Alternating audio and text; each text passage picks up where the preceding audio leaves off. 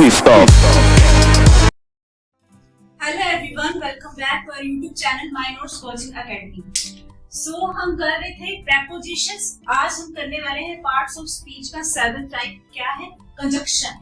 देख लेते हैं कंजक्शन होते क्या है। A conjunction is a word used to connect words, phrases और clauses showing the relationship between them. मतलब ये क्या करता है? कंजक्शन संबंध बताता है, जोड़ता है किन चीजों को, फ्रेजेस हो आपके, क्लॉजेस हो, उनके बीच में रिलेशनशिप बताता है। जैसे एग्जांपल है यहाँ पे, he was guilty so he was punished।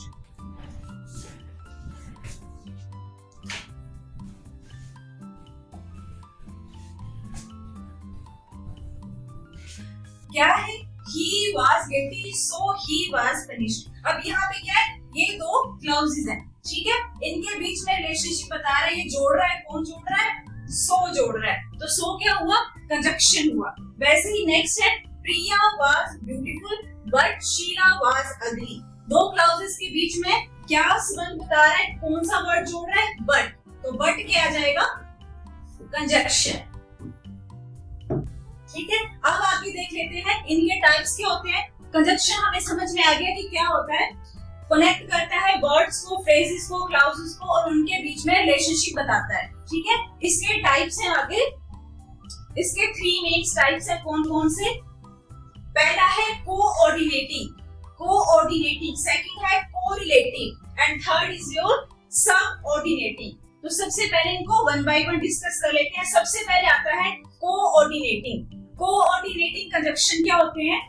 The conjunction which is used to join two words, phrases, clauses or equal rank, of equal rank। मतलब जो चीजें equal rank में होगी उनको जोड़ने का काम करता है, चाहे वो phrases हो, clauses हो, ठीक है? उनके बीच में रिलेशनशिप बताएगा, किनके बीच में? जो equal rank में होगी। जैसे कौन कौन से कंजक्शन आ जाते हैं इसमें? and, but, or, nor, for, so, as well as।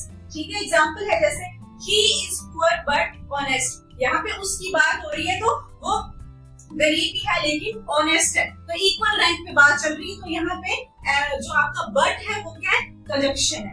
उसके बाद प्रिया राइट्स केयरफुली एंड क्लियरली। प्रिया की बात हो रही है, इक्वल रैंक पे चीज को यहाँ पे केयरफुली और क्लियरली के बीच जो कंजक्शन आ रहा है वो कौन सा है? एंड। उसके बाद थर्ड है Raju can sing and dance. Raju की बात हो रही है तो यहाँ पे भी कौन सा कंजक्शन आया? एंड। उसकी क्वालिटी सिंग और डांस के बीच में रिलेशनशिप बताने का काम कर रहा है। तो ये होता है हमारा कोऑर्डिनेटिंग कंजक्शन, जो किसके बीच में रिलेशनशिप बताता है? जो इक्वल रैंक पे चीजें होती हैं। ठीक है, उसके बाद सेकंड आता है हमारे पास कोरिलेटिव। कोरिलेटिव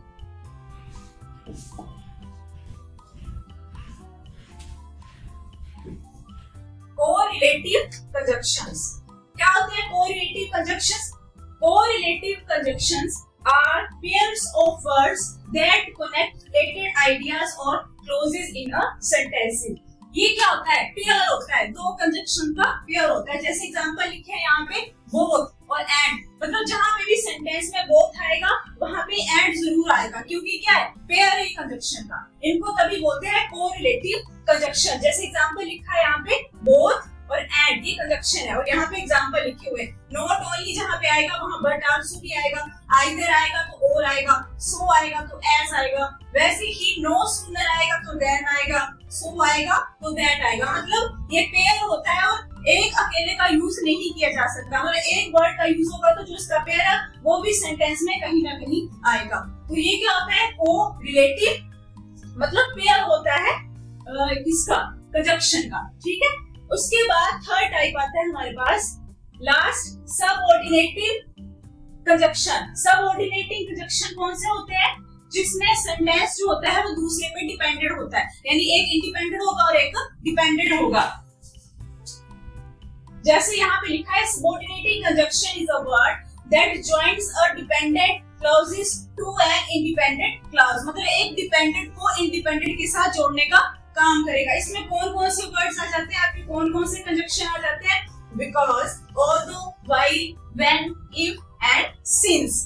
जैसे एग्जांपल है यहाँ पर, because I went to the store because I needed milk. मतलब एक आधा सेंटेंस जो इंडिपेंडेंट है और आधा डिपेंडेंट है, तो आधा जो है वो दूसरे सेंटेंस पे डिपेंडेंट है, तो उसको कंप्लीट करने बताने के लिए आपका कौन से कंजक्शन का यूज किया जा रहा है, बिकॉज कंजक्शन का यूज किया जा रहा है। वैसे ही बाकी इसके सारे एग्जांपल हैं, although, since, while, if, when, unless, as, after, before, until, where, wherever, whenever, once और लास्ट है even if। तो ये सारे हैं कंजक्शन के एग्जांपल्स, जिसमें क्या होता है, सबऑर्डिनेटिंग में होता है एक इंडिपेंडेंट क्लॉज होता है और एक डिपेंडेंट होता है, एक सेंटेंस दूसरे पे डिपेंडेंट होता है और उनके बीच रिलेशनशिप बताने के लिए इन कंजक्शन का यूज किया जाता है, because, although, while, when, if और सिंस।